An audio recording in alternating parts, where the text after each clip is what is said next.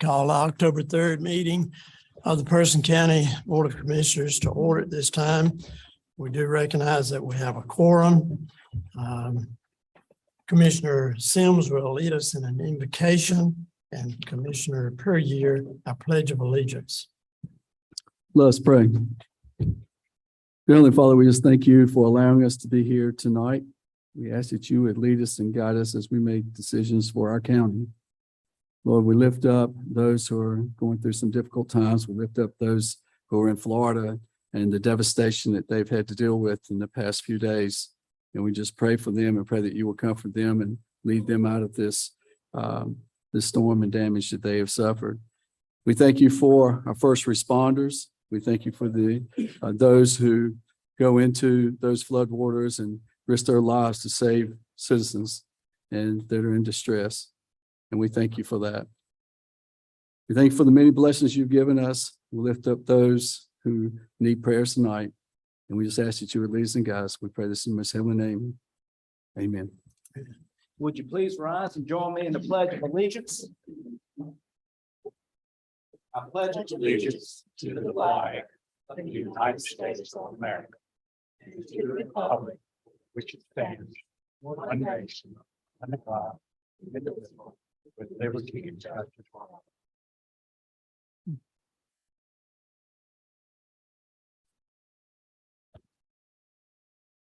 First on our agenda is discussion, adjustment, or approval of the agenda as presented. I would like to request that we add a closed session number 1, appointment of county manager and approval of the employment agreement, and closed session number 2 for economic development reasons. Any other adjustments or changes? Hearing none, all in favor say aye. Aye. Opposed? None, motion carried. At this time, in our meeting, we do have time set aside for public comment. And I see that we have several signed up, and I would remind each of you speakers, as you approach the board, you are speaking to the entire board, not an individual board member. And please approach and be aware of the time. Even though it's over normal, the time limit, we're gonna say 2 minutes per speaker. And as that time is noted, please close your statements and so that the next speaker could come forward. So Madam Clerk, who's first? All right, first on the list tonight is Mr. Jack Pleasant of Roxborough. Mr. Chairman, I'm Jack Pleasant. I'm the current chair of the Advisory Leadership Committee for Hayward Extension. And what I want to talk about is this bill, this moving that you're in right now that you're talking about renovating. We had a meeting last week, and one of the items that was discussed. Nobody is against doing something with acoustics, sound, updating the electronics and all of those things for the room. Our biggest concern was the permanent seating that you're talking about. About this room is booked non-COVID about 60% of the time, or 60% of the days. And so when we talk with the staff, there's only one event that we could ascertain that uses the stage. But there are a number of events that use a large portion of this room, like Farm City Week, like cattlemen's meetings, and larger meetings like that. Big concern was doing anything that would cut off with a curtain, cut off any access to the elevators or coming in from the street out in that direction, or access to the bathroom. So most of the staff thinks that we probably don't need any permanent seating if it were arranged right, maybe a couple rows if the commissioners were up on the stage area, but to take up this much space, that this ball of permanent seating is going to interfere a lot with the programs that are going on in there. So that was what I wanted to say. Thank you. Thank you, sir. Thank you. And next we'll have Ms. Anderson Clayton of Roxborough. Hi, everyone. Good evening. My name is Anderson Clayton. Like she said, I'm from Roxborough, but originally from Flat River Church Road, so playing the county too. On the agenda tonight on page 50, it talked about the American Rescue Plan dollars and where that money was going to go. A splash pad was not on the recommended options that this board plans to move forward with, and I think that is a grave mistake. Everybody that I've talked to today about this issue has said, Anderson, nothing gets done in this county unless you're a squeaky wheel about it. You have to be annoying. You have to annoy this board like no other to get something out of them. And I just don't think that's how this board should operate. I don't think that's how any elected official or any person, honestly, should have to come to you and have to beg and be a squeaky wheel in order to get something done. We've heard it for a decade in this county. I've heard it since I was a little girl in this county, right? That we want a community pool. We want an area for kids in this county to go and be able to play and be able to enjoy water in the summertime. And I don't think that is so much for us to be able to ask for. I was extremely disappointed to not see that be a priority made for the American Rescue Plan dollars. I don't know what else that money is going to go towards, if it's going to be these recommendations or if it's going to be something else. I know for the fact that I don't really care. I think that this has been on y'all's agenda since 2008, quite frankly, when Person County voted for this. Our community told y'all what we wanted at that point in time, and this board has still not done anything with that information. I don't know how we can expect y'all to go forward and do anything that you say that you're going to do if you continue to ignore this problem in our county from here on out like you have so far. No one was surprised either when I told them about this today. Everybody in this room, or at least the people that are here that care about this issue, wasn't surprised that y'all are failing to meet the needs of the people of this community with the money that is supposed to be guaranteed for us and was given to us and paid for with our tax dollars eventually at the end of the day too. So I really, really push that. I hope that y'all will reconsider that you will prioritize that, you will put it back on your agenda, and I will hear one of y'all talk about it at some point in time in this meeting or meetings to come about why we need that in this county and why you're going to push for it and what your plan is for it. Thank you for the time. Thank you. Next we have Mr. Jim Hayward of Roxborough. Hello, everyone. I'm Jim Hayward of Roxborough. I'm interested in internet access, improved broadband internet access. Right now, about half the county has either inadequate or no internet access. That's a huge problem for economic development. It's a huge problem to get people to move here for education for their children. We're teaching classrooms now in our public schools via the internet. There's no teacher there. They're beamed in from somewhere else because we don't have enough teachers. This is a huge, huge problem. We've read in HICO magazine that Larry Yarborough now has good quality internet access. And while that's great for him, what about the rest of the county? I think that when we look at the list of priorities of where we're going to spend our money, it's not even listed anywhere.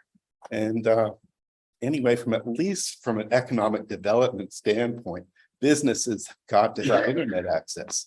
So I ask, somehow, some way, can you somehow prioritize improving our broadband internet access throughout the county? It's not good enough just to be at HICO Lake for well-connected people. It needs to be for everybody. Thank you. Thank you, sir. Mr. Ronald Epps of Roxborough.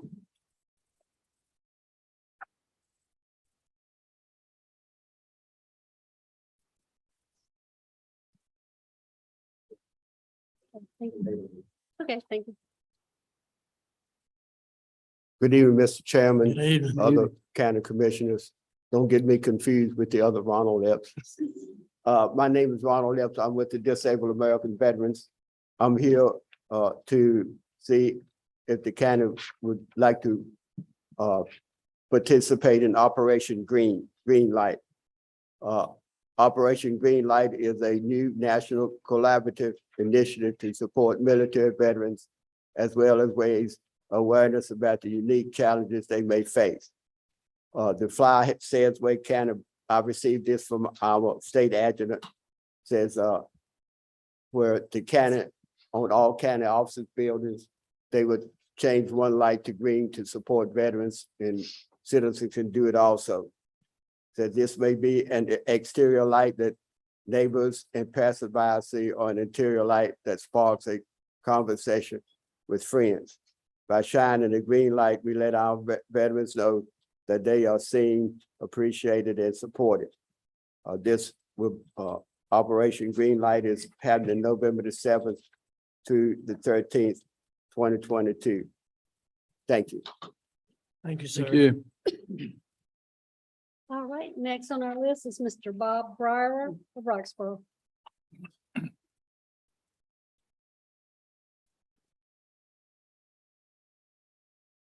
Good evening, all. Good evening. My name is Bob Brower. I'm a county resident, Person County. I'm also a member of the Person County Beekeepers and past president of the Beekeepers. Also a member and current vice president of the Master Gardeners Association. My understanding, similar to Mr. Pleasant's understanding, is that, again, there's plans under consideration to remodel this room. And some of those plans may include subdividing or reducing the amount of contiguous floor space available. I'm speaking tonight in opposition of those plans, specifically anything that would reduce the contiguous floor space. Both the beekeepers as well as the master gardeners have their regular meetings in this room, as well as special events, and we really require the full amount of space in order to have those events. In cases where we've run into conflicts and we've looked actually for alternative venues, we simply haven't been able to find any. So this is quite a unique space. And again, we really do depend on it for many of our meetings and events. So I'd really ask you to consider the residents of Person County that use this room and participate in these events before you make that decision. Thank you. Thank you, sir. All right, Ms. Ollie Jeffers of Samora.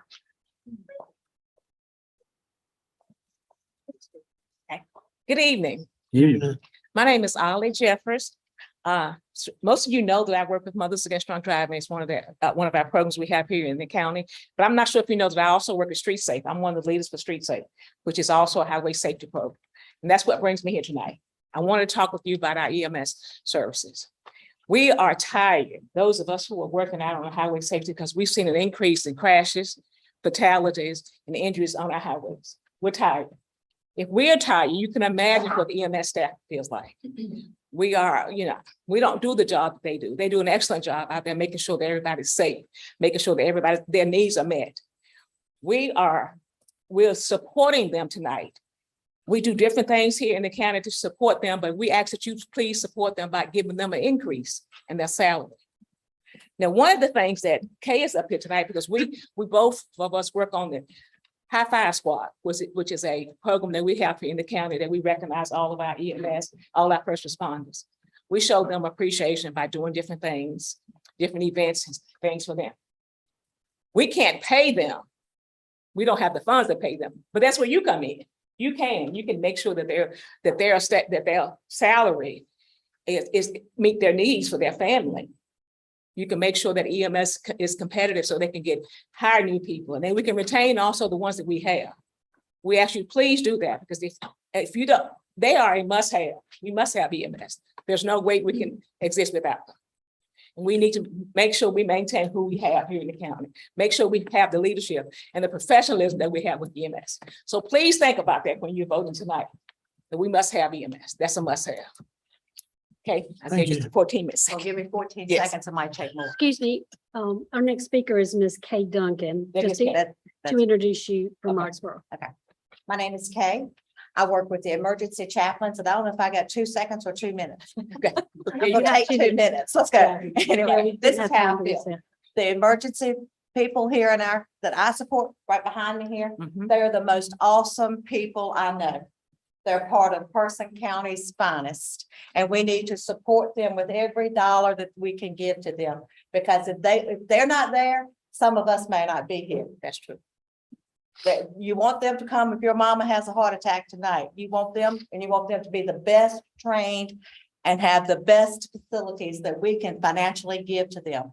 I am in total support of everything that we can give them tonight.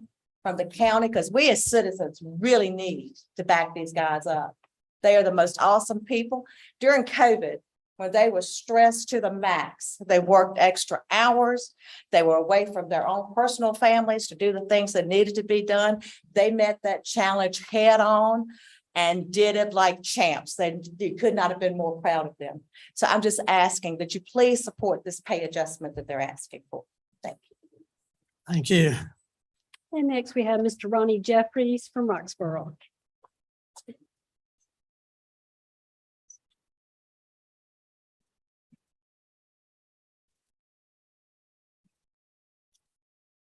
Good evening. Evening. Evening. I'm Ronnie Jeffries. I'm the president of the Personal Veterans Council, and veterans always have each other's back. So that's why I got my fellow veteran council members here. First off, thank you to everybody on this board for your continued support of our veterans here. But tonight we're here to show support to our EMS medics. In the military, when you yell for doc, corpsman, or medic, you know they're going to be here. Those medics back there, they roll constantly. At our meeting tonight, they rolled 2 times in a 40-minute meeting. When I call or our veterans call 911, we don't want to have Durham respond or Caswell or even Virginia because our trucks are already on calls. These medics deserve way more than what they're asking for. They're out there saving lives on a daily basis. They should be getting paid way more than people who work on computers. They're saving lives. They're not doing regular stuff. They're supermen, superwomen. So whatever they're asking for, you know, the board, you've put money other places, but they are out there saving lives on a daily basis. They need more people. They need to be competitive. They support our veterans, and the over 3,000 veterans in Person County are here to support our medics tonight. Thank y'all very much for letting us talk. Thank you. Thank you. All right, Ms. Cynthia Lynch, of Parker Mills. Good evening. First, I would like to thank Mr. Clark. I have been so impressed with him. He has talked about the DSS building and the need to get on that with the lease and work on that proactively. He's looked at the old Helena School and given you some, I think, very good guidance on how to handle that situation. Working on the new airport hangar and a very interesting proposal on that. Now, I know you're looking for someone permanently, but can we keep him? Because I think he's doing a fantastic job. So I wanted to thank you. I just wanted to thank you for taking care of the county. I also want to thank all the commissioners for speaking up about the landfill. I know a lot of people are not happy that they're going to be closed on Saturday, only open on 2 Saturdays. But I know when the representative from the landfill came here, they were talking about 0 days, Saturdays to be open. So at least we have 2. So I'm not sure what discussions took place, but I know at the meeting last time I think this board was very clear that they needed to do better. And we've seen they have done a little better, maybe not quite to all our satisfaction, but they've done better. So thank you for speaking up on that. And that gets me to the issue of as you make appointments. That was discussed at the last meeting too. And some of the comments on that was that we look for a good fit. And I'm concerned that sometimes when you look for a good fit, what that really means, you're looking for somebody who doesn't ask questions. And now I'm out of time already. It's really important that people ask questions. And I think what we've already heard is we need to hear more on this board. We need to hear you discussing things. We need to understand your thought process. Having a board and they just all agree is a dangerous thing. We have a board because people have different viewpoints, and I'd love to see more debate, more discussion, so we can have the best decision made and not just kind of a shrug. I guess that's the best we can do. So please discuss things, discuss them in open so we can see what's going on. And Mr. Perrier, thank you for voting for me on the planning board. I don't need to be there, but I enjoy being there. So thank you. Thank you. And our last speaker of the evening is Gerald Wallace of Roxborough.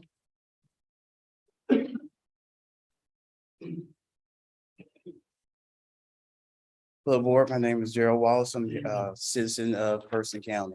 I come to you tonight and I come with a heart that hopes that y'all will believe in the same thing I believe in. In November of 2020, my father passed away. And in his will, he left a large sum of money. And the large sum of money was to go towards providing something so that his grandchildren would have something that would always be to them, that they would always enjoy and be able to carry on. So we built the swimming pool. We spent all our money on the swimming pool. But that swimming pool is only for my children and the children in our community where we live. So I'm asking that you think about the splash pad, consider this a splash pad, because they could be for children outside of my neighborhood, outside of my household, that will last a lifetime. I don't know what the issue is. I don't know if you're worried about who will be there, if they're tearing off the pieces or not, but like any other place, there's always policy and procedure. And you put those in place and it will last. So I ask you again to please consider and please think about children in our community. And last but not least, I ask that you please support the increase for our EMS workers. We have an EMS personnel, Don Willis. Don battled cancer not too long ago. And even after battling cancer and even being near death, Don returned back to work because he cared about the people in his community, just like he cared about my father. So I ask that you please increase their pay so that we can keep people like him and get more people like him as well. Thank you. Thank you. Item number 1 on our agenda is discussion, adjustment, approval of consent agenda. We have a motion or comment. Make a motion to approve the minutes. Previous. Motion on the floor to approve the consent agenda as stated. Any discussion? Hearing none, all in favor say aye. Aye. Opposed, none, motion carried. Moving on to old business, item number 2, American Rescue Plan funding recommendations. Kathy. Good evening, Commissioners. We are revisiting this topic, which we first considered a month ago, where the staff ARP Funding Committee brought some recommendations to you. At that time, you had some questions, wanted the opportunity to think about the proposals a bit more and provide some feedback. And staff also went back, reevaluated what we had looked at previously, gathered some new information, and have put together a revised list of funding recommendations. I do want to remind you that Person County has received almost $7.7 million in ARP funding.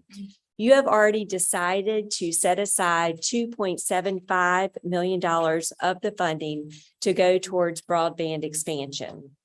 We did receive an update today from the state on the GRADE grant with some information for beginning the process to enter into an agreement with the private provider who has been awarded the GRADE grant in Person County.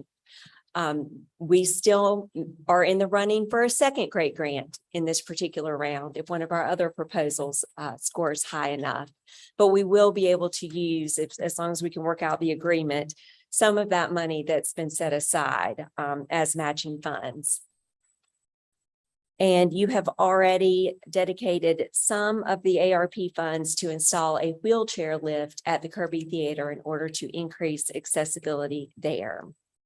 And then in your last meeting, you decided to allocate approximately $400,000 in funding towards digital imaging of records, a project in the Register of Deeds office to make those records more widely available to the public and preserve our historical records. So this revised chart here, I do want to remind you, you are not under a deadline to approve any of these projects. And if you see something that stands out on this list to you tonight and you want to move forward with funding, you can vote to do that. It does not have to be this $4.3 million package of proposals. We provided information about the other projects that were proposed that are not within this recommended package right now, but we do see value in all of these proposals. So those are listed on page 2 of your agenda abstract.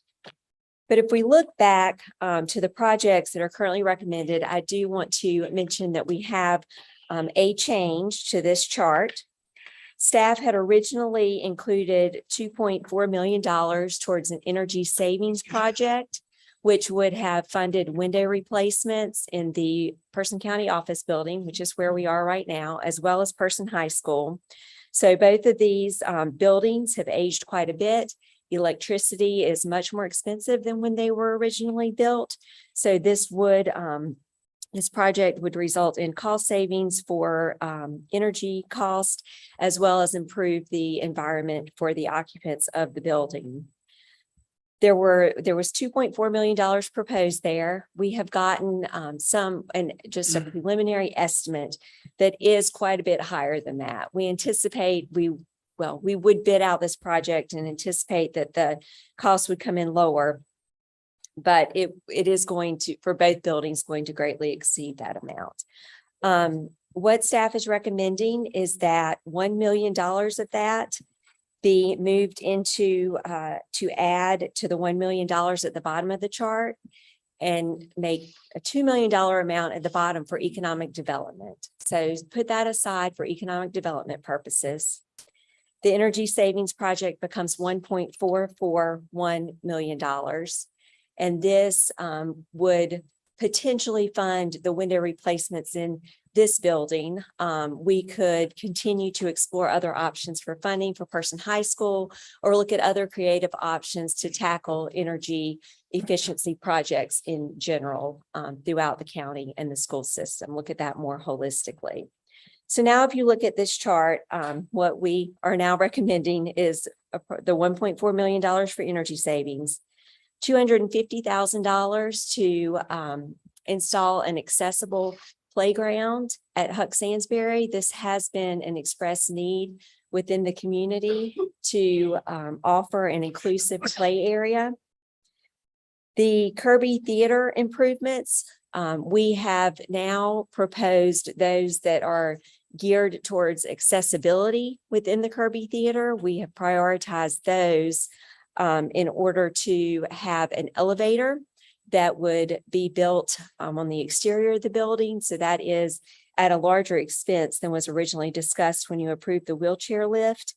The elevator would allow access all the way to the area under the stage so that people could access each area of the building. It would also enable staff members and participants in productions and other events to be able to move things from one floor to the other without having to go outside the building, and it reduces safety and liability risks.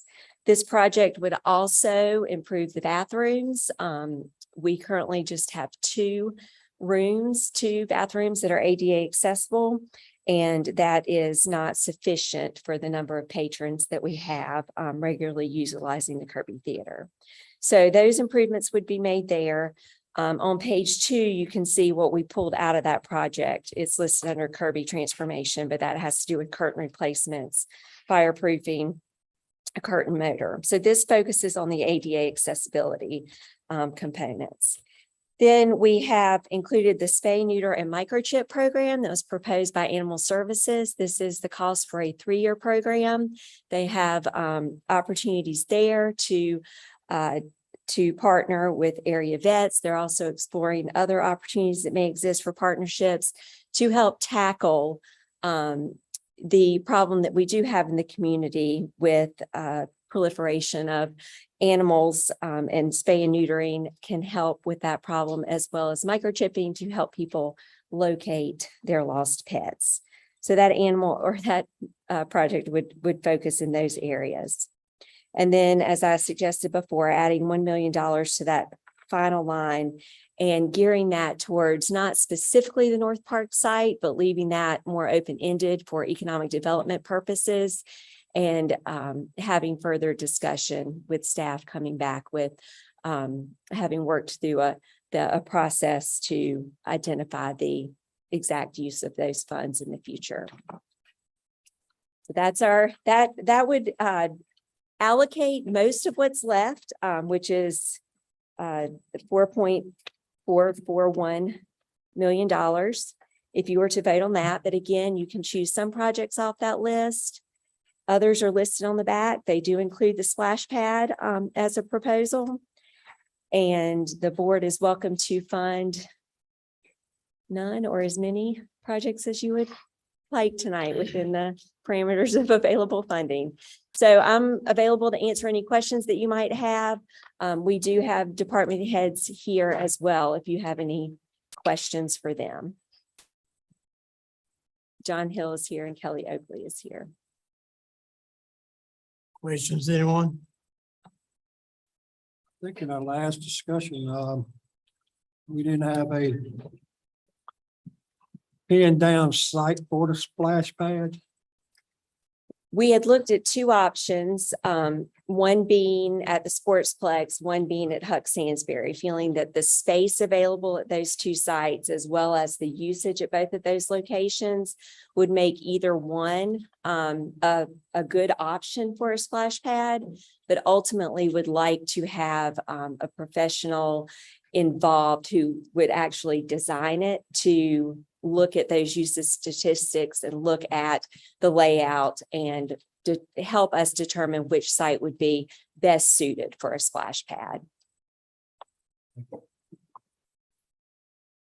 So the funds, you said, there's no time limit. So Mhm. this could go on for who knows how long before the money is allocated. If we can't That is decide correct. Where to go. So one of the things that an earlier speaker said tonight that I've always maintained is that our first obligation is for the safety and security of our county. The must-haves, the fire, the emergency, the police, the safety issues that we're to provide for our citizens. And then it's the nice things, the wanna-have things that we want to do.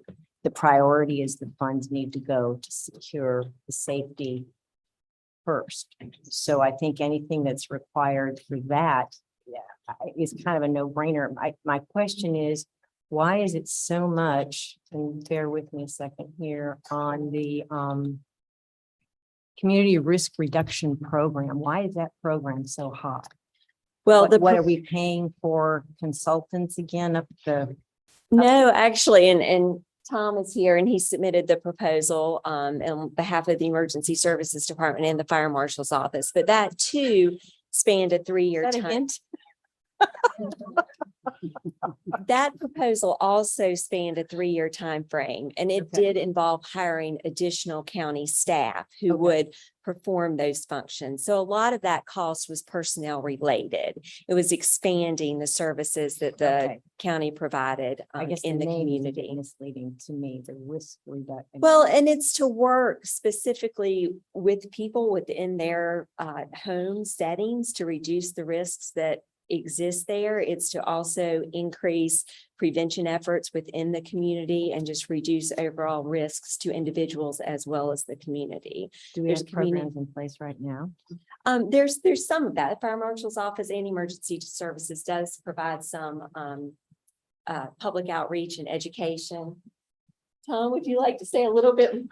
I put We you could on the do- hot give seat, you but a I really quick just want some clarity synopsis. here on some stuff, because Sure. if we've got existing programs, do we need to have new programs? Can we just enhance what we've got for less cost since we've already got them in place? Sure. So this is good evening, commissioners. So it's a much larger discussion. However, when you look at community risk reduction, really what we're trying to do is a large percentage of our population uses the emergency department as their primary care. Mhm. So what community risk reduction does, and there's many facets to it, it's addressing people where they are, Right. meeting their needs where they are, Right. versus us taking the most expensive taxi and taking them to the hospital for the most expensive level of care. Right. So if we can meet people where they are, if we can treat their comorbidities in the home or in a Mhm. off-patient setting, it's better for them. It reduces stress on the system, but it also provides them a better level of care. And I call it the people who fall in the gaps, right? We're trying to address those people that fall in the gaps, those that don't have insurance, those on limited income.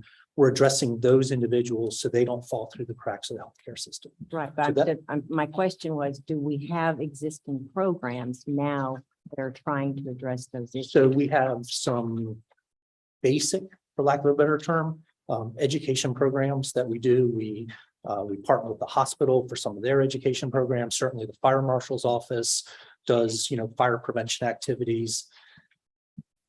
but it's only from an education standpoint. It doesn't really address the root of the problem. It just provides information. And again, I'm keeping it very simple, but that's really what those programs So we're do. adding what to information then? What we're adding, what are we adding? So we're actually providing care. We're connecting citizens with services. So it really becomes a collaboration hub where we could send people into people's homes and do wellness checks. We could make sure that they're following up on their medications, that they're following their appointments. We can do assessments and then provide that information back to their primary care providers, which then fills that gap because probably everybody in here has been to the hospital at some point, right? And so when that nurse in the emergency department says, okay, we're gonna discharge you now, you really stop listening at that point, right? Because what you heard is, I'm going home, right? That's what you heard. So are they following up on their medications? Are they making their appointments? There are systems out there that have found, particularly patients who have congestive heart failure and COPD or obstructive pulmonary disorder. If you follow up with those patients 24 hours prior to from them getting discharged, you reduce their readmission rate to the hospital by 30 to 40%. None of this is hard. It just requires staff to do it. That's what it requires. And there's nothing in place now that's doing any of that within the Cartar, the region. There are communities that have community paramedic programs, so this would be similar to what some other communities are providing. They have staff specifically dedicated to those programs. And I'm more than happy to provide you more information. I apologize. I No, wasn't prepared to do this evening. I'm just one that wants but- details. I apologize and because I can just want certainly clarity provide you on. details. I've run one of these programs before with tremendous success. They're very successful programs. Mhm. Do you know the results? What are you anticipating? What is the net result you're looking to get to by doing this? Ultimately, that citizens leave healthier lives and don't Right, get but admitted to the you're hospital. talking about reducing stress on an emergency system. By what degree do you look to accomplish that? What's the benchmark? We would have to determine what the benchmark is for this community. Mhm. I have seen 25 in a previous program. I've seen up to a 25% reduction in non-emergency calls being taken to the hospital. So then in turn reduces cost for our EMS locally. The reduced costs for the services. Remember, if you remember back to June, our call volume continues to go up. Sure. Okay, so if we can reduce those numbers of calls that we're transferring to the hospital, that frees up, it's unit utilization. So that frees up units to respond to actual emergency calls if we can reduce the non-emergency traffic.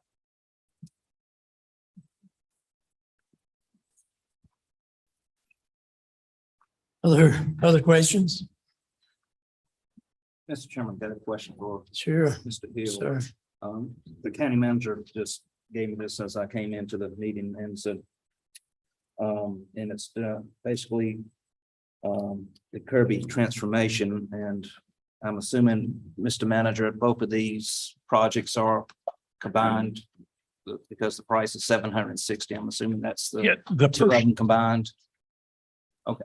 The first sheet that I gave you, I think I gave you the pricing on that. The one that you're looking at tonight is a reduced because of the fact that we separated some of the functions that we were proposing to fund.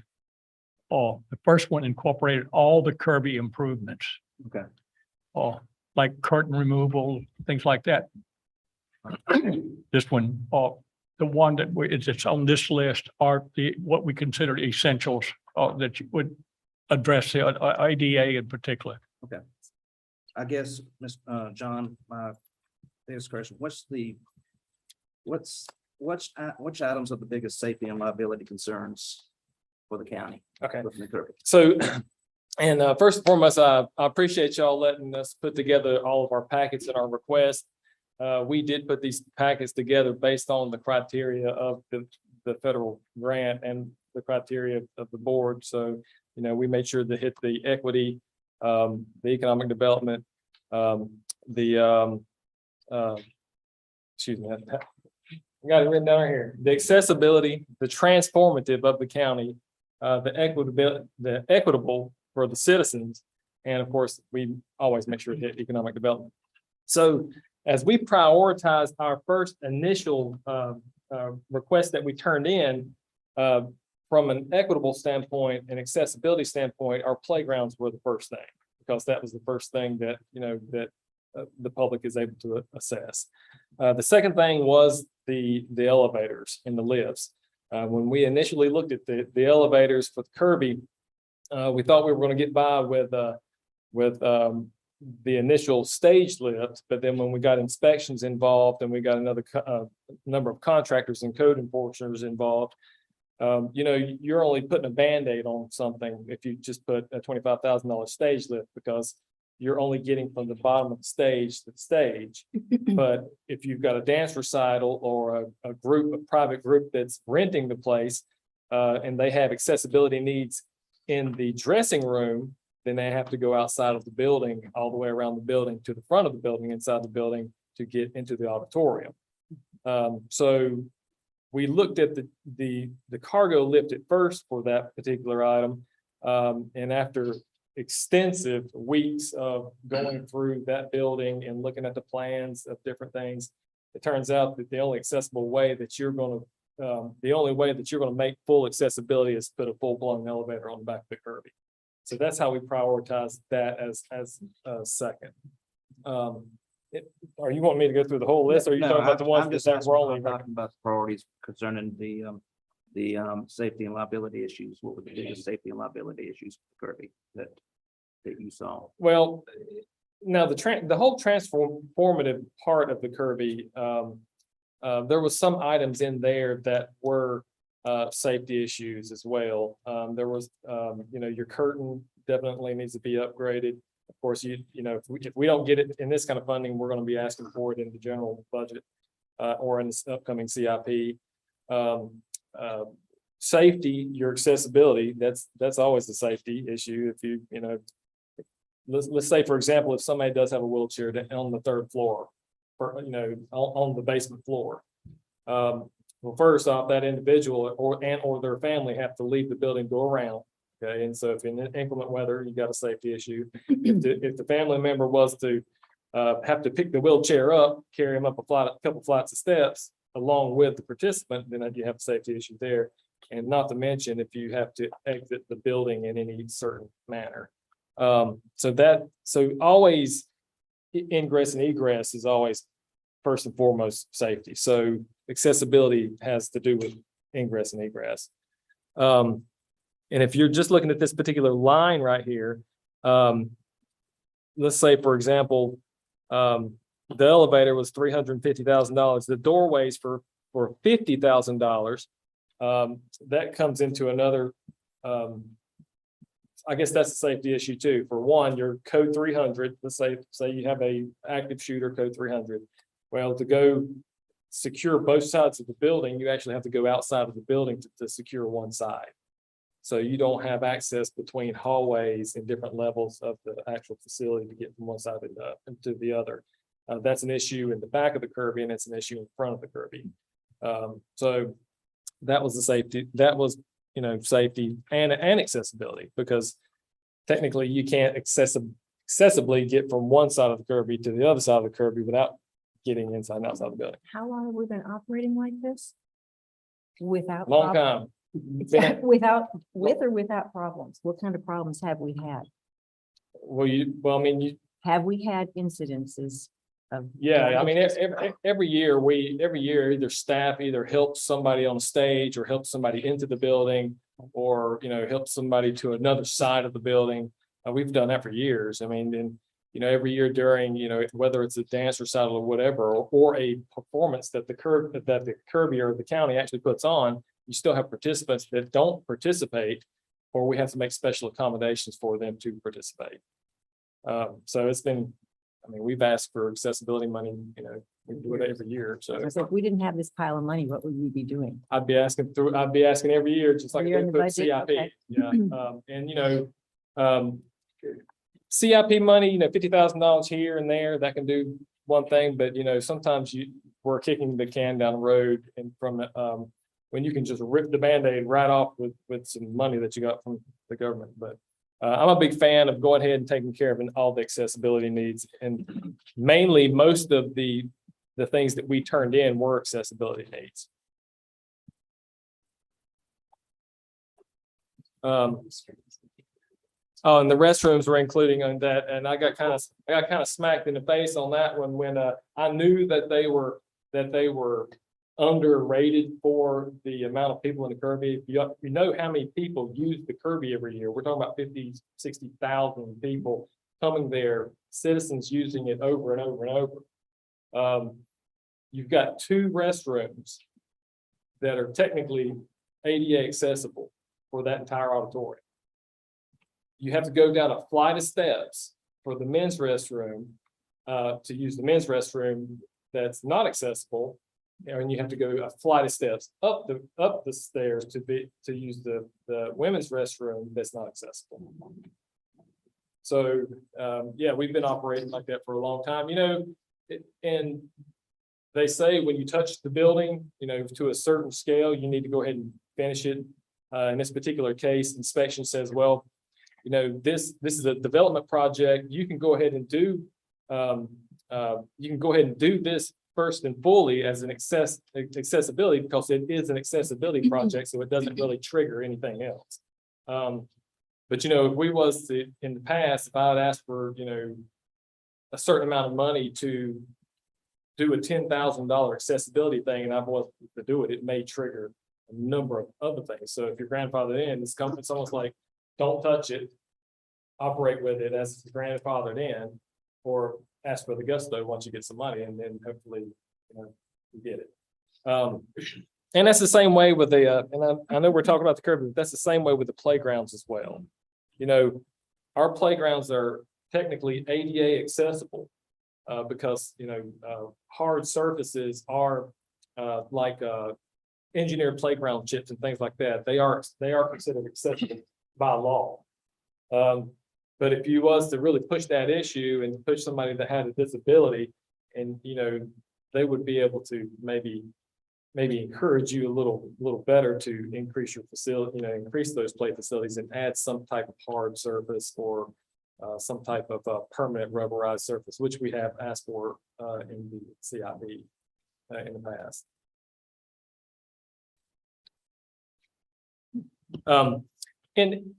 And I'm not, and I know, you know, John Hill, he always wants it all. Okay, I know we'll probably get that. John's going to ask for it. If it's there, I'm going to ask for it. Let's think about it from an economic development standpoint. First and foremost, accessibility and equitable. You know, those things. Make it to where everybody can utilize. Make you have facilities that people can actually utilize and people have actually asked for. Because we didn't just put this together. We put surveys out. I mean, we asked the public. You know, and we put out a survey every year from a wants and needs survey to the public every year. But this one, we specifically put this one out for the ARP, and that those popped up. So let's talk about it from accessibility and equity, you know, making things better for your county, because this is what this grant money was all about. But think about it from an economic development standpoint. How many people and companies would want to move here if you have better amenities in your backyard? I mean, it's, you know, economic development 101. And that's, you know, that's why I asked for so many projects. But right now I'm ranting. We're right here. So I'm trying to salvage it. Right now is what I'm trying to do. Is salvage something, because when I look at this, my professional opinion, my opinion as John is there's only 4 things on that front page to me that are transformative. And that's just in my opinion. I personally like the idea of a splash pad versus a public pool. I've seen in Durham, in Raleigh, in different parts of Florida where community pools are being shut down because they are very expensive. The liability is just so outrageous, and they're closing down. They're filling them in. But I like the splash pad. I think from a liability standpoint, I think it's a safer environment. Is there any way that you can pare that down cost wise, maybe make a smaller splash pad to begin with? So you can do all kinds. I like them. I think they're You great. can do all kinds of things with splash pads. So $750,000. That's, when you ask me to ask for something, I'm gonna ask for a Cadillac, right? I mean, because if you don't do it right. Don't halfway do it because you'll regret it down the road. Can we get Lincoln? Do what? Well, I wouldn't, I'll put it this way, I wouldn't, this to me, I'm an advocate for the community. I think this community doesn't even deserve a Cadillac.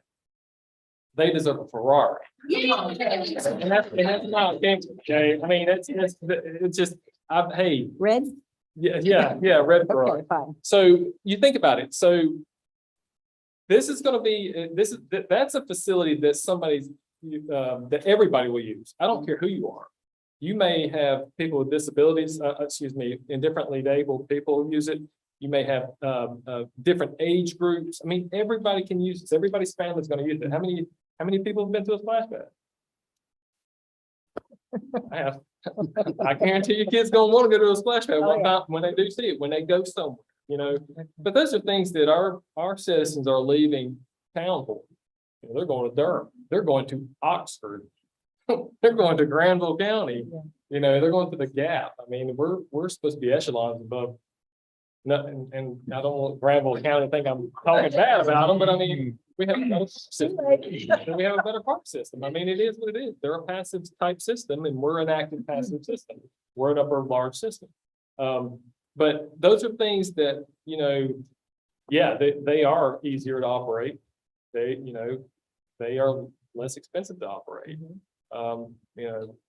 Hopefully one day we will get a swimming pool. One day we will get that aquatic center like we talked about, where it had a pool and a splash pad together, but baby steps. And so yes, you can scale this down, but you just remember, eventually you will have, you can build just a bare bones splash pad.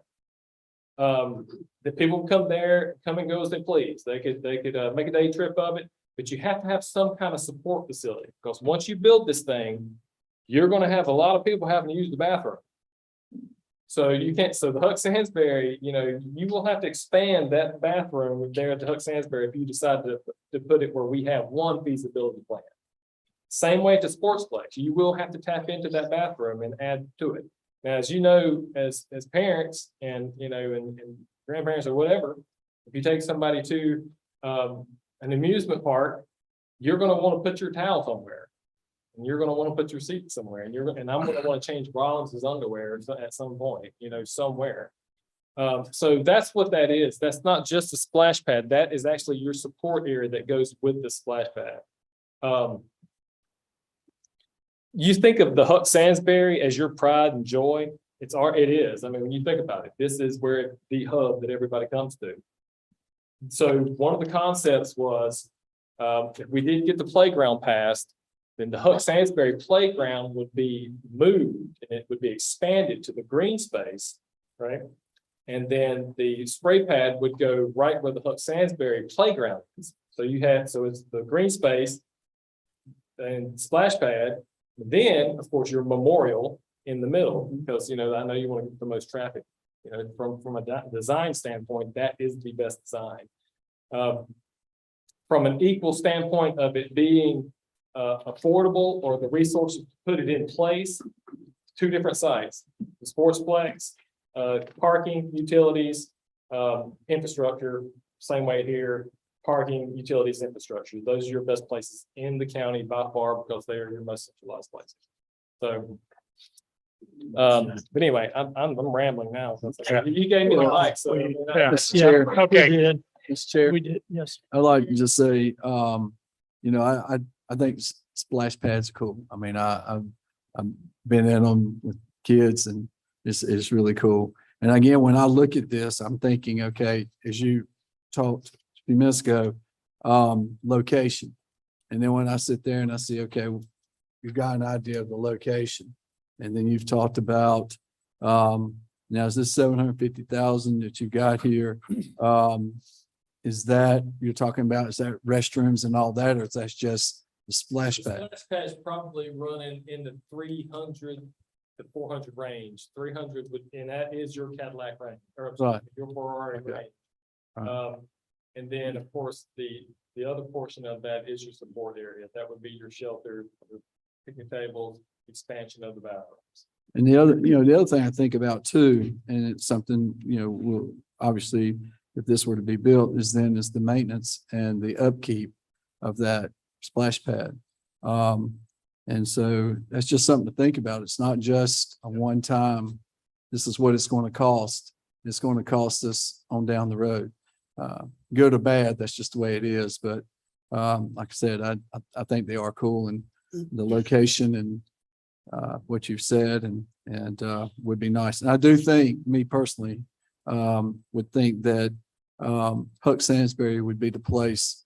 It's closer to the more of the population of the city and county, where at Sportsplex, it's a little bit of a drive if someone was going to go out there. No people go out there and play ball. My son did. So nothing wrong with that, but that's just my thoughts on that. But and I appreciate people who have supported, come out and talked about splash pad and supported that. I know we've talked about that. We talked about the pools for a long time. So anyway, it is something to consider and think about. Well, I too appreciate all that have come and spoken out. Mr. Hill and the others, as department heads, you've done your job. I mean, you were requested to make these requests. You made our job hard. This is difficult. There's no doubt about it. I think we probably had requests for maybe nearly 3 times the request that was on paper. So we could use the money. This money did come in as extra funding, so to speak. And we want to make sure that it's utilized in the best way to benefit the people in the most that we possibly can. And so that's where the difficulty lies. There's validity in every one of these requests, and you look into them, and that's what we're doing in these meetings. We are asking for community input, and we're getting it. And we are exploring those different ideas, the pros and cons of all of those, and what they would do in the way of benefiting the entire county. And with these funds, we have the opportunity to do something that we couldn't otherwise do, or we will revert back to what you said earlier. You're going to put it on your CIP plan. But this is money that comes in, it's available, it's not part of our budget. So I think it behooves us all to use it to the improvement of the county to the very best of our abilities. So that again is where the hard part comes in. And part of this does tie into economic development. And this is not about spec building or anything. I would just say there's some very fluid activities going on currently. I mean, this week involving economic development. And with those things in mind, and board members, if you want to make a motion to do anything, it's fine. But I would like to see us dig deeper into the weeds of all of these requests, including yours, and hold on a little bit for economic development here that's on the table, and just see how some things develop in the next few weeks. So those are my comments. I'm not making a recommendation. So, Mr. Chairman. yes, I'm sorry. Go ahead, PJ. Oh, Mr. Chairman. Yes. Would it behoove us to have a work session on this particular? This is a really unusual pile of money. Would we schedule an open work session where we sit down and talk more freely without, specifically a work day? Sure. A half a work day just to address this? We haven't really done that. We've gone over this kind of like this and maybe go through this in a little bit more in depth amongst us. And Well, That's I why know said- nobody wants to have another meeting. That's the last thing that most of us want to have, but I'm okay with that because we do not have a deadline on spending this money. That we made very clear from the beginning, which is good. That gives us the time and opportunity to do this. So now I'm confused. We got 7.6. You said 2.7 to broadband. Is there 4.3 left over or 4.9? Because I'm So- missing 600,000 here in my numbers. 2.75 to broadband. Right. 82,000 has been allocated to the Kirby. Okay, So that's right. Part of that will be used for the wheelchair lift, and then there will be some money left over. So we subtracted that out of the, It's about $500,000 Elevator slush somewhere there. and the 400,000 for the Register of Deeds project. So Okay. that is what leads us to having $4.441 million Okay. unallocated. The broadband money is still set aside. If we don't use all of that, that can be reallocated for other purposes in the future. Okay, I read recently, and I can't remember where I pulled this up, but there was a survey of all 100 counties and where they ranked in broadband accessibility. How much have we spent to date so far on our broadband expansion in the last 2-3 years? Roughly. The county invested in the public safety towers and the agreement with River Street to install their fixed wireless equipment on our 4 towers. I don't know the number off the top of my head. I'm sorry. And then we also installed the county fiber network, which we Right. hope we will be able to leverage in the future for broadband expansion. Well, I the don't know ranking, the top. Person County, I was like surprised because out of the 100 counties, Person County ranked 34th in accessibility, which I thought, I was like, Well, we are? And I'm not sure I'm like, what, is that good or bad compared? Is the rest of the state in worse condition? and if they're using the FCC data for that, we know that That's is just a bit pings. Those are just misleading pings, right. because some census blocks are claimed where we really have a lot of people who don't have adequate Mhm. service in those areas. So the FCC, the federal government, and the state are both working on getting better maps in place. So we've gotten information about the federal maps. Our GIS department is going to work with them to compare data. The state is also working on their maps. So this is going to help us better identify specific addresses that are in need of better service. So it will go much further than what the current mapping can provide to identify the needs. Mr. Chairman, I just Yeah. would make a recommendation that we have a work day if you want to schedule something with Miss Brenda. So yes, Are you open to Madam Clerk, for spending that much money? Have a good open discussion. I think it would be good. we'll do that. So she'll be in contact with us. Okay.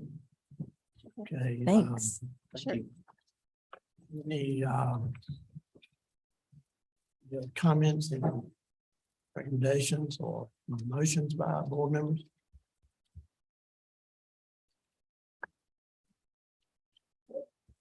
Hear none. We'll move on to item number 3 on the agenda. Opioid settlement update and information out of an advisory committee. Ms. Kathy, again, along with Ms. Clayton, she's here. She is here, but I'll get us started. right. So we do have additional funding coming our way, and that is from the National Opioid Settlement. In your agenda abstract, we do provide the total allocation that the county will receive between now and 2038. So this is over an 18-year time frame. We expect to receive about $2.6 million. And that is specifically for opioid remediation activities such as treatment, recovery, harm reduction, and other life-saving programs. We have received an additional payment since I submitted this agenda abstract last week. So we have received a total of $212,536. So we've received about half of that summer 2022 payment.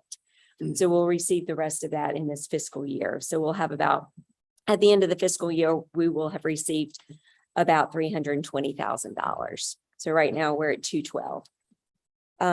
So we do have guidance in our memorandum of agreement with the state on how these funds will be used. They created an option A or an option B for counties to follow.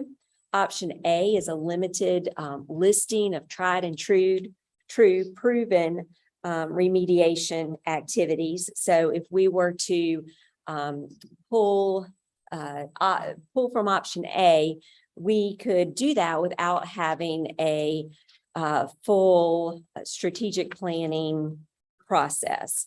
If we were to utilize some of the programs that are detailed in option B, then the memorandum of agreement provides for a strategic planning process and it outlines what that is. No matter which option we choose, and we don't have to choose an option right now, we do each year have to have a public meeting, which also includes the city of Roxborough, to receive input onto the proposed uses of the funds and encourage collaboration between local governments. So staff is recommending that the Board of Commissioners establish an advisory board. This way, we will have a formalized process to where we can do some strategic planning around this.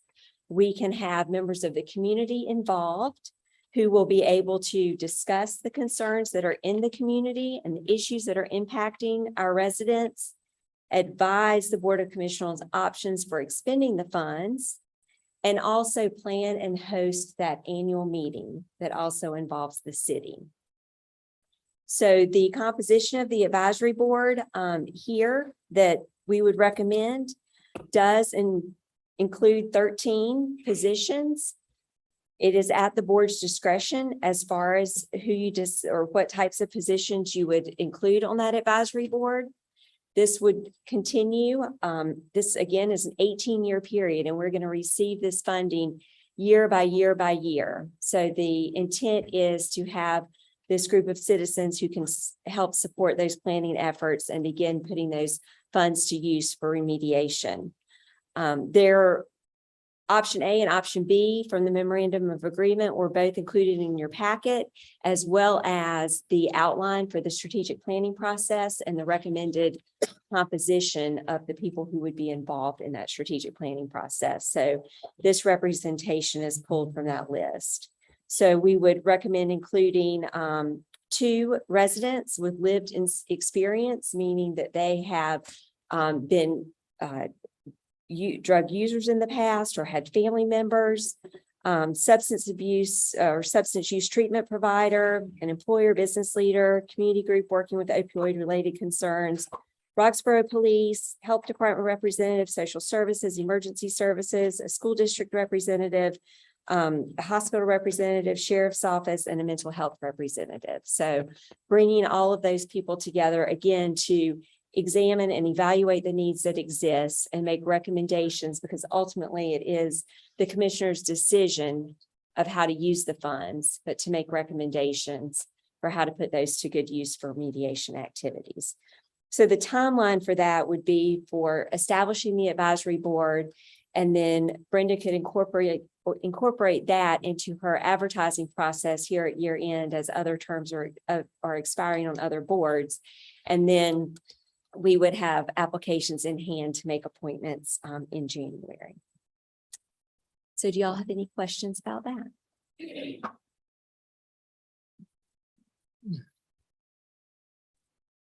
I appreciate your efforts on it.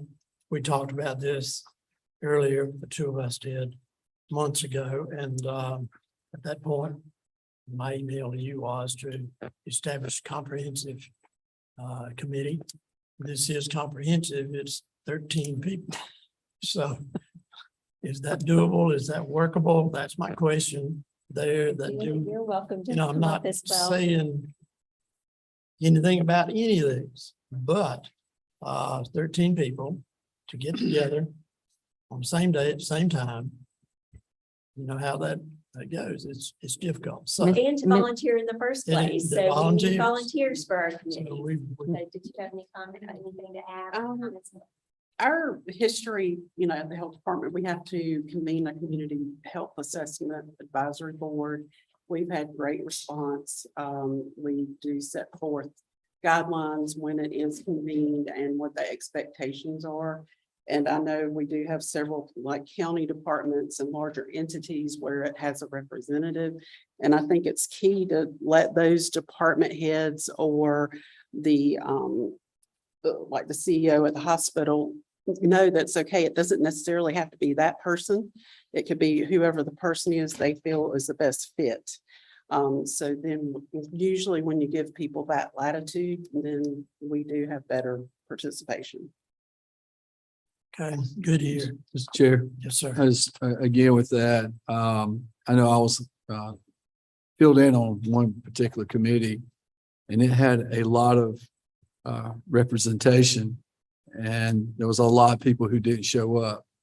And, so nothing could be voted on because you didn't have a quorum. So, I hope, as we put this together, that whoever fills these roles will take it seriously and know that, they need to make the meetings so that work can be done. Because if you can't vote, don't have a quorum, you're not going to get anything done. So. And how often does this committee meet? That will be left up to. For the 18 discretion. years? Right. For 18 Well, years, yeah. There would likely be term limit Mhm. rotate off. But yes, it is ongoing for quite a while. And the funding you've already received, any timelines there for spending that money? It accumulates. We can spend it next year or the year after. So, Foresee a salary position here anyway? excuse me, I'm sorry. Do you foresee the need of a salaried employee? That is not something that we've discussed. I think it would come out of the committee's evaluation of what the true needs are. What resources do we already have here in the community who can meet those needs? I mean, that could be something that comes out of it, but not something that in our staff discussion that we had proposed. I'm not proposing that either. I'm just asking a question. Right. Could it be a Uh, temporary position to the duration of the program? Or until, Well, this money is geared towards specific remediation activities. I don't recall how staffing is addressed in the memorandum of agreement, whether, what options exist to cover staff. I think it's geared towards direct services. Can you direct those services through various agencies in the county? Right, yes. Okay. All right. well, it Questions? makes it easier, doesn't it? Remember? Questions, anyone? Further comments? We have a motion related to the request.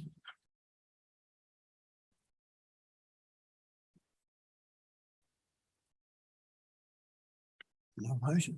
Motion to establish the advisory committee and have the clerk to begin soliciting membership applications. Have a motion on the floor, further discussion? Hearing none, all in favor say aye. Aye.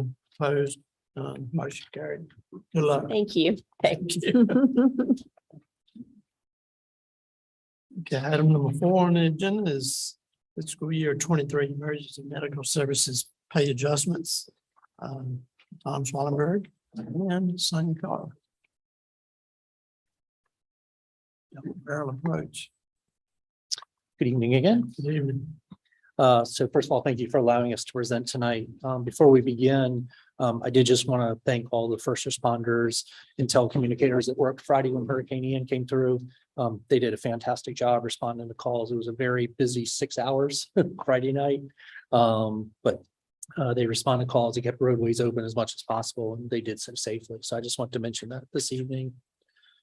On June 7th, the Board of Commissioners, we presented to you issue involving the status of our current EMS staffing. Staffing has been greatly impacted over the past few years due to a national lack of providers. And then COVID hit and the shortage got much worse during the pandemic. What we're seeing across the country, and we're not immune to it here, is providers are leaving the profession in record numbers for other careers to work as a provider in non-field environments where they have more control over their hours, and quite honestly, for much better pay. Nationally, enrollment in EMS education programs are down by about 60%. So our availability to even hire new employees coming in is extremely difficult at this time. The result is the staff that remains is overworked with staggering amounts of overtime, sometimes mandatorily enforced upon them just to keep trucks on the road. As a profession, we're seeing increased burnout. We're seeing increased behavioral, mental, and physical health issues for our providers. Looking back over the past 4 years, from 2019 to 2022, we spent, as Person County EMS, $2.5 million in overtime. That overtime was largely for staffing ambulances or for training new employees. And that equates to about $25,000 per pay period we're paying in overtime to keep trucks on the road. But even with all this overtime in the 60-day period from July 1st, 2022 to August 31st, 22, 25% of those days we were at minimum staffing, which means 4 ambulances and no supervisor. An additional 10% on top of that, we were below minimum staffing, which basically means we could only staff 3 ambulances during that time. So the increased workload on our providers as our call volume continues to go up, that increased workload on our providers continues to increase. This creates care issues for our patients. It increases strain on the crews working. Somebody mentioned earlier about mutual aid assets coming from other counties. They're dealing with the same staffing issues that we're dealing with. And more times than not, when we call for mutual aid, it's not available. So that's not really a solution at this time. This year, starting beginning of 2022, just to give you an idea, we had 1 provider retire. We had 2 providers who went to work at hospitals for better pay and being able to set their own schedule.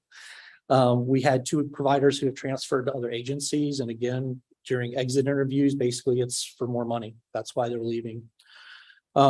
And then we had 3 employees that were removed from employment for failure to perform. And the reason I bring that up is 2 of those individuals were brand new paramedics and quite frankly, just could not complete the training program. Our ability to hire experienced providers and bringing them into the system is very limited. A, because they're not out there. B, because our pay is so low, we're just not attractive to those individuals. The proposal before you tonight has been a collaborative effort with myself, Human Resources, the Finance Office, and the County Manager's Office to address a significant gap in salaries with our neighboring agencies. Though salary is only a part of why a person would stay employed with Person County EMS, we feel that the proposal before you makes us more competitive, A, to help retain the individuals that we have, and B, hopefully to recruit others. Before Ms. Carver kind of explains the details of the proposal, and I'll kind of step aside, I'd be kind of remiss not to say that even though we're here tonight addressing EMS providers and their needs, this really is a larger public safety issue. We're not just seeing this in EMS, we're seeing it across public safety. And so, you know, emergency services, as somebody alluded to earlier, we're a team, and that includes law enforcement, telecommunicators, our volunteer first responders. Everybody has to be at the table to make things work. So at this time, I'm going to turn it over to Ms. Carver, but I'm here to answer questions if you have any further questions. Good evening. Good evening. So Tom has already said a lot of things that I came to say as well, so mine should be short and sweet. So we are aware, as many other counties and private sectors are struggling with hiring right now, and we are no exception. And looking back at some of the EMS articles today, I was looking back to 2019, and that's when I started seeing the struggles that people were having hiring EMS personnel. Some of the headlines was ambulance services face national paramedic shortages, crippling labor shortages. And then the last one I saw was just of August of 22, was what's being done about the critical shortage of EMTs and paramedics in our area. So as I said, this hasn't just started, but we are at the point that we need to start making adjustments to our pay schedule. We want to hire excellent and top of the line medical workers, and we want to maintain the ones that we currently have. Let's see. Can you switch it, Brandon? Please.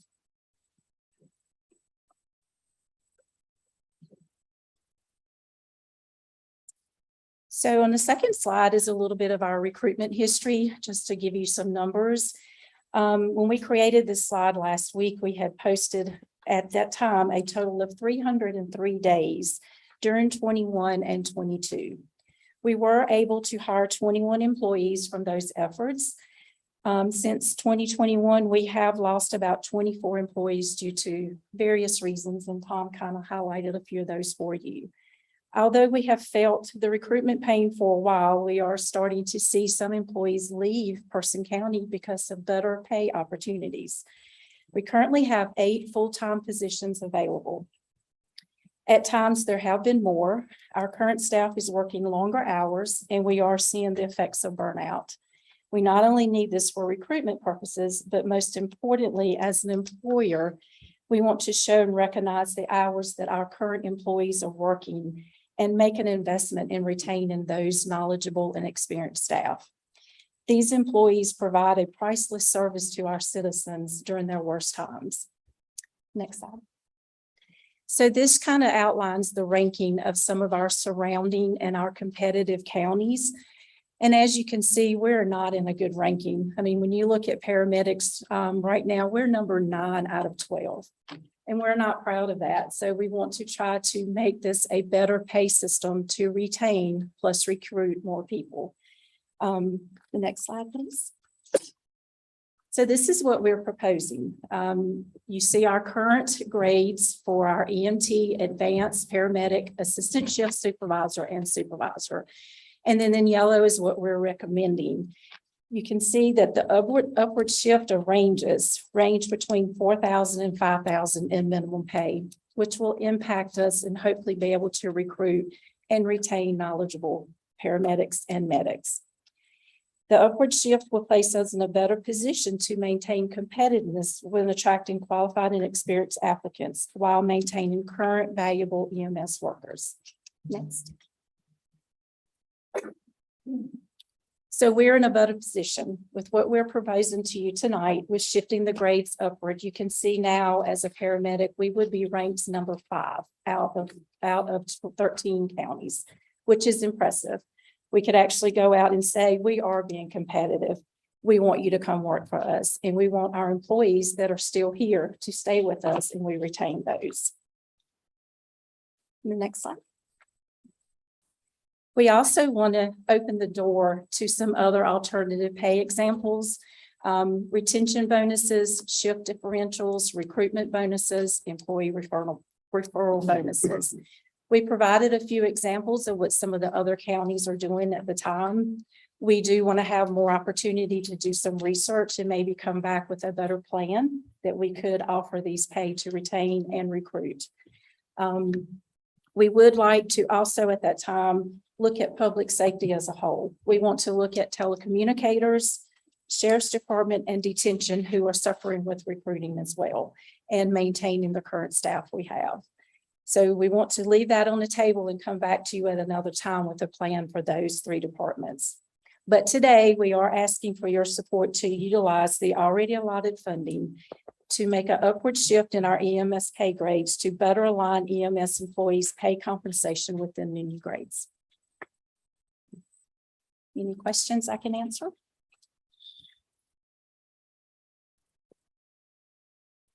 I can say thank you to all of you, the work you've done, the plan that you put on paper here for us, but those people behind you are the ones that we want to applaud. I think historically, we all know that Person County has placed a high priority on public safety, and it's been that way all the time that I've paid any attention to county government. That's been a long time. It continues to be a priority. And I, for one, I'm very supportive of the request. Not only is it a good recruitment tool, it's a good retention tool. When we have those that have worked here, know the county, know the people, we want to keep them here. So any other board member comments? I have Were one- the funds I'm coming out of the sorry. general fund? That was my question. Okay. Okay, go ahead. Jump in. Okay. Pardon me. Ms. Kathy, I think you were saying contingency. Right, so in the fiscal year 23 budget, you specifically set aside $180,000 in contingency so that staff could bring back recommendations after we got into the new fiscal year and were able to determine the adjustments that our surrounding counties were making so that we could have a better idea of what to recommend in terms of competitiveness. So this covers that. It covers the salary adjustments and the associated retirement, 401k, and taxes, and it doesn't take up that entire amount. So there will potentially be some of that contingency that's still available. It ultimately may need to be used for overtime expenses or broader public safety discussion, but we would like to come back to you later once we can further evaluate that. Okay. Also, with respect with the vacancies that you currently have, you probably have more than adequate funding to pay for this, and I would recommend that you do this. I'm wanted to have had to sign off on all these employees leaving, and I see the notices of why they're leaving, and I think you basically have to do something. Mr. Chair, so would you say do we do exit interviews for when people leave? Yeah, I'm not with the exit interviews, but I get the comments along with the pay or the termination or exit. Right, So- but do we do that? Do we do an exit interview? HR staff does an exit interview. Okay, Yes. I just didn't know if that's what they were hearing, is the reason I'm leaving is because of pay. The most recent ones that are leaving are because of pay. Yeah. We Okay. lost, I think, one to Wake County. Is that correct? Yeah, recently. Sometimes it's not always pay, but I just want to I know. agree. It's if not, we did we that, are we- seeing it to revolve to, I have better pay opportunities with these other counties and going into a different field. That's the one I keep hearing. Commissioner Sims, so yes, we're hearing it's because of more money, or better money, but the reality is I can work here and get hammered all day. I can work over here and get hammered all day, but $10 an hour. So if I'm gonna get hammered all day, that is what we're hearing.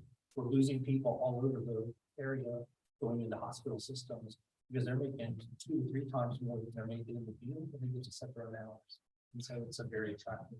Right, and I think what we need to work towards is though that they don't get hammered every day.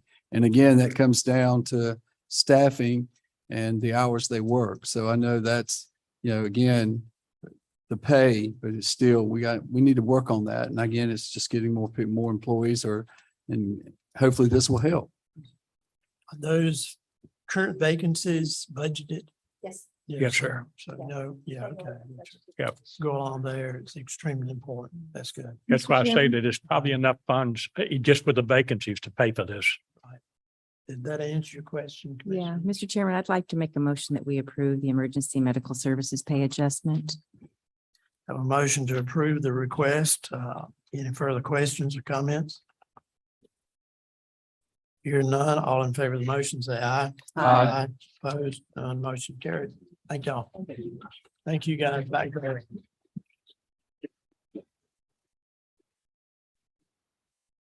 Next item is item number 5, potential sale of aircraft hangar at Raleigh Regional Airport at Person County.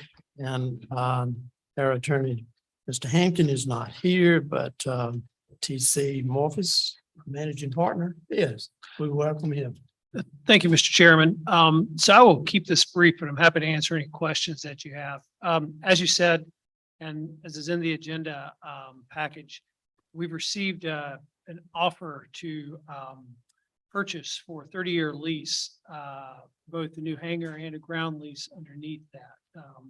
The offer is for $4 million for the hangar and an additional $6,000 per year for the 30-year ground lease. The process goes like this. If the board is interested in accepting this offer, you could discuss it tonight. You could tentatively accept it. And then we are required by state law to try and get the best price we can. So we would recommend that you direct the clerk to begin the upset bid process where she would run an ad in the local paper, and there could in theory be someone who submits a better offer.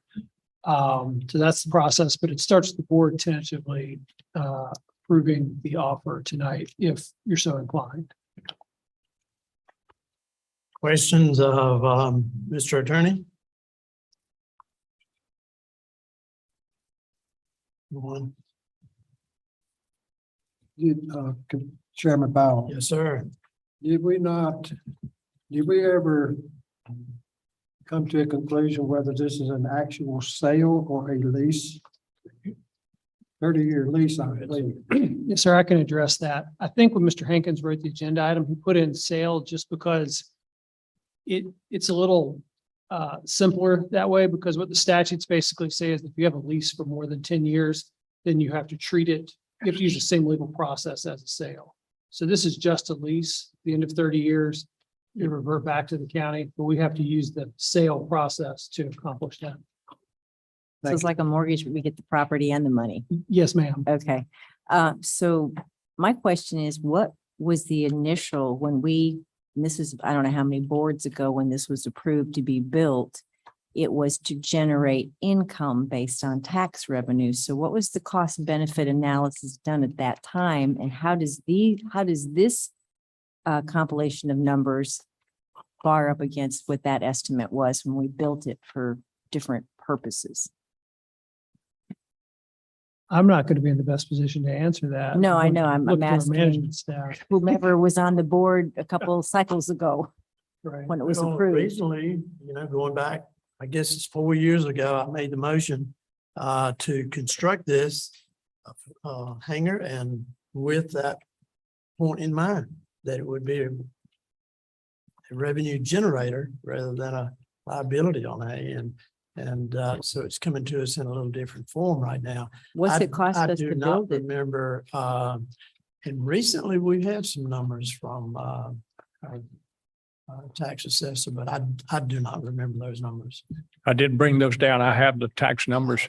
And I think the logic then was hopefully that you would recruit someone to park their airplane here, and the airplane is $60 million. To get the And tax it revenue. would become a tax revenue. Well, that's kind of like boats. They go to Panama. They don't register here Well, on January 1. That's what we learned in all this process. And we found out that your aircraft is basically registered wherever you want it Where to you be. parked it on And, January 1. Oh, as tax, Yeah. Russell pointed out, I think recently, that I think Ellis pointed out to me that the logical location for most of these folks are where their business address is, and they could be anywhere in the country.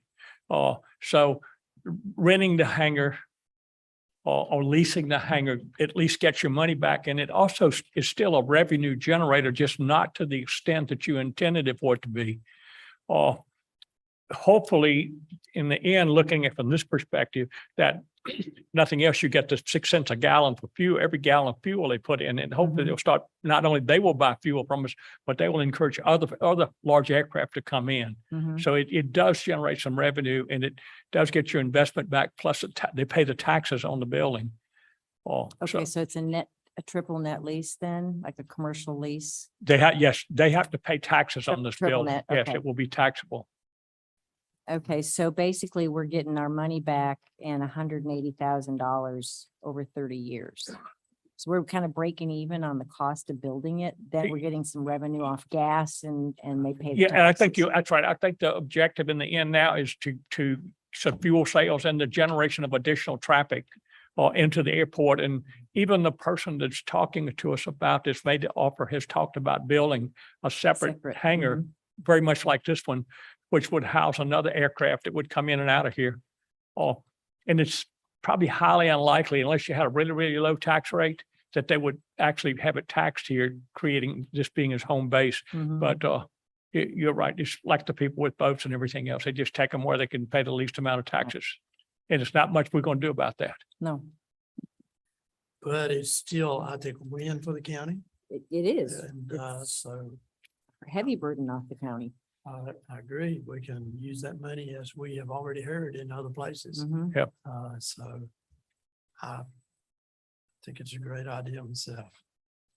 Well, Any other- Mr. Chairman, I'd like to propose that we go ahead and authorize the county attorney to The clerk the clerk. to advertise, to accept the offer. Oh, I thought we had to go through the county attorney first to go through the process and do a advance to the county clerk. And just a point of clarification, tonight you would move to tentatively accept the offer, Mhm. and then our clerk would go through the upset bid All right, process. so then, Mr. Chairman, I would like to propose that we tentatively accept the offer and ask the clerk to post for upset bids. Can I have a motion on the floor? Further discussion? Hearing none, all in favor of the motion as stated, say aye. Aye. Opposed? None motion carried.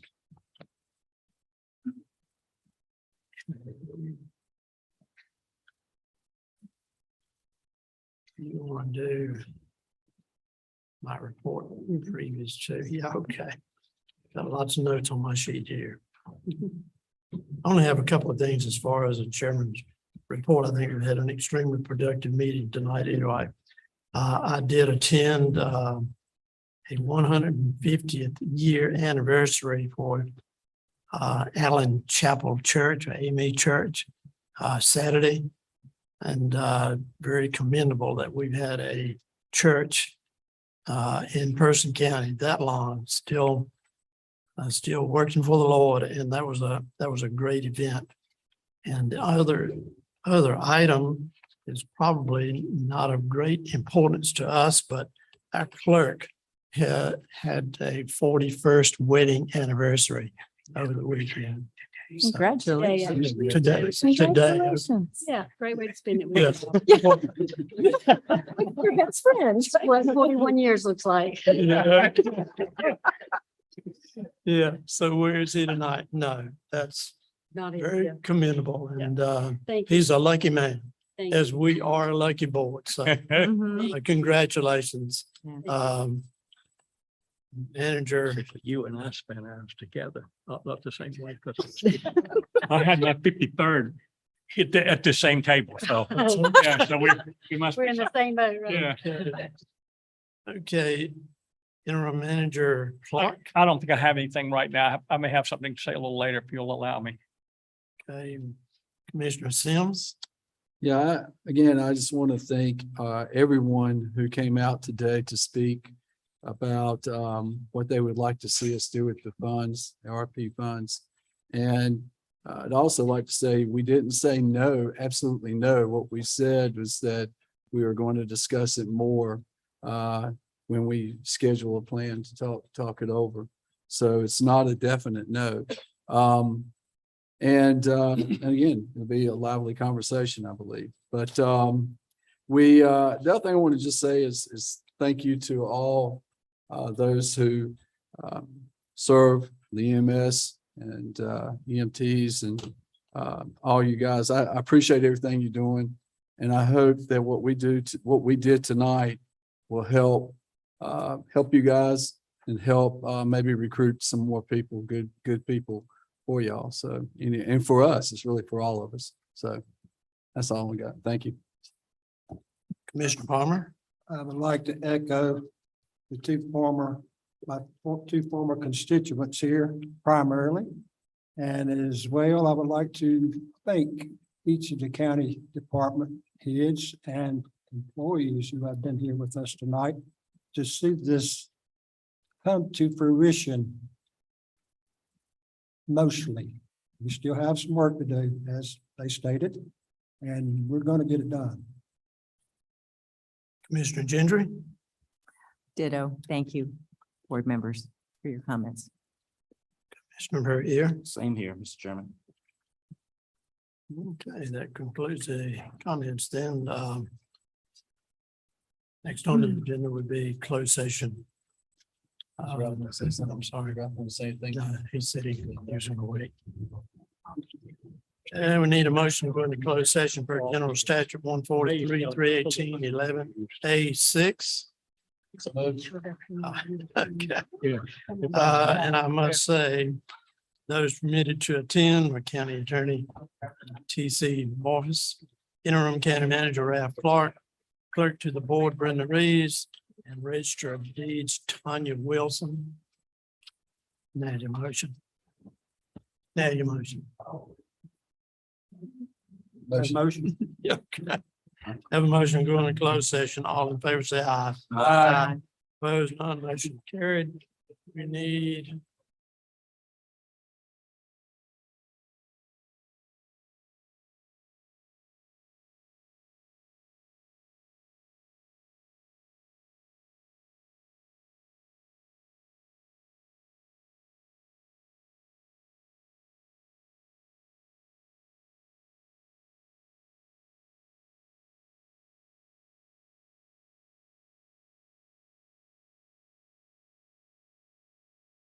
Back in open session. The first item there would be a motion related to the request from the Register of Deeds. Do we have a motion related to her request?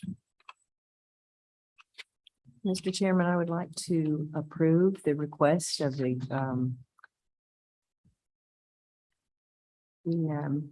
Register of Deeds for an salary increase to compensate her for the 6 years of service plus going forward. All right. Does that number need to be in there? And what amount? Oh, the increase to 69,000 annual salary. Okay, we have a motion on the floor. Any discussion? Hearing none, all in favor? The motion as stated, say aye. Aye. Opposed, none, motion carried. And next item is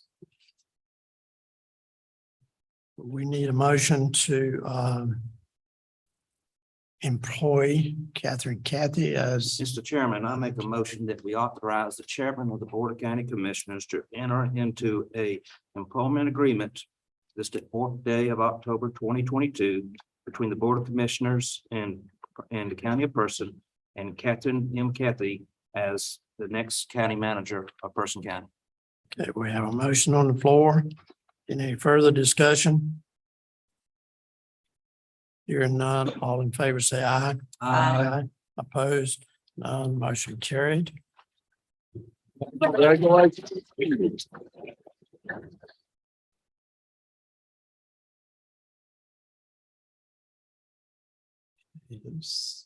That is it, those two things. Unless there's any additional comments.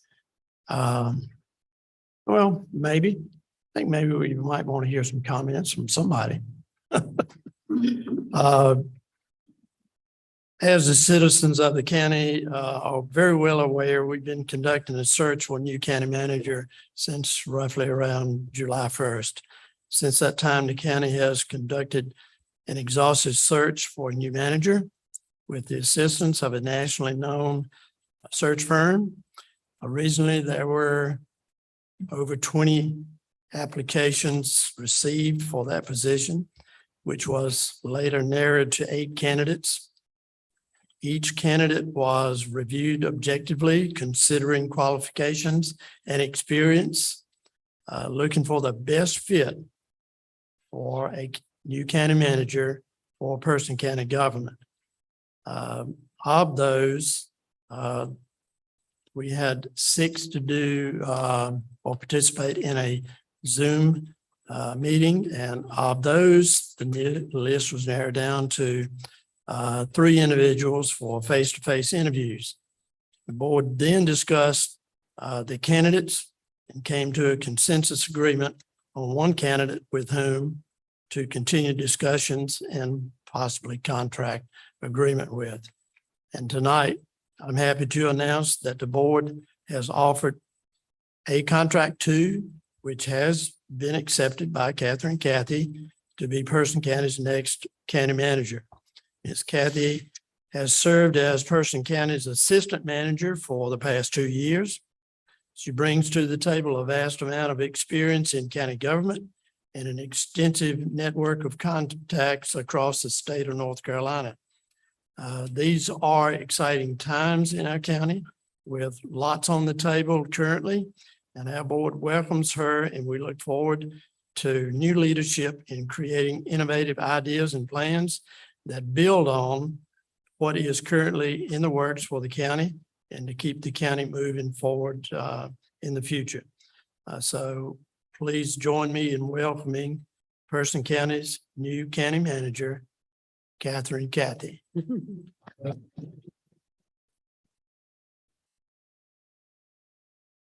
And thank you all. I very much appreciate the confidence that you have in me and in this opportunity to continue working with the board, with our county employees, and with our community to move Person County forward in this new role. So thank you again.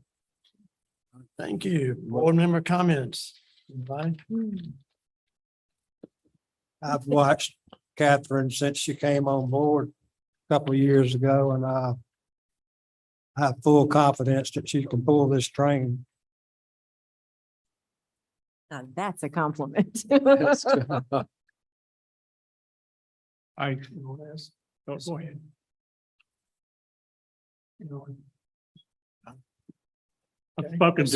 I've spoken to each of you, kind of, except for Kyle, it came in late, but I want to tell you, I appreciate the opportunity of you allowing me to be here these past 3+ months. It's been a pleasure working for you and with the county employees. You have a very well paired staff who can take you down the road where you need to be. And I think you're prepared to do it. So thanks again for having me. And Thank you for your. Thank you, help. Ralph, for Thank you. everything you've done these past few months. Yeah. It's been great. Yeah, we Appreciate it. do. Thank you very We do much. appreciate it very And much. I will Sir. since you've appointed someone, my contract has expired. So I will be leaving in the morning. So I kind of thought this might happen. So I didn't bring any additional clothes to wear to work tomorrow. So I'm coming jeans and a t-shirt. Yeah. But anyway, I really do appreciate you. Well, you've done an outstanding job, I think, to come in an unknown situation with unknown circumstances and jump into that and serve us very well. Being an interim is not an easy job, but I think you have handled that very well. The main thing was to keep things moving as they were and not be stagnant during an interim period where we put everything on hold and just wait for the appointment of a new manager. So you've handled that, I think, very well. And I think that will make the transition to the new manager very easy. And I did send an email to our association this afternoon, to Neil Emery, praising you for what you've done and thanking them Thank for you. what they did in assisting and bringing you to us. So again, thank you very much. And you've got my number. Okay. So call me when. Okay. I never know where we'll meet again. Yeah. Thank you very But much. thank again. Thank you. Thank you. Any further business? Motion to Adjourn. adjourn. You have a motion on the floor to adjourn. All in favor, say aye. Aye. Opposed, non-motion carried. All right, Kissy. Yeah, thank you. I'll see you tomorrow. Yeah,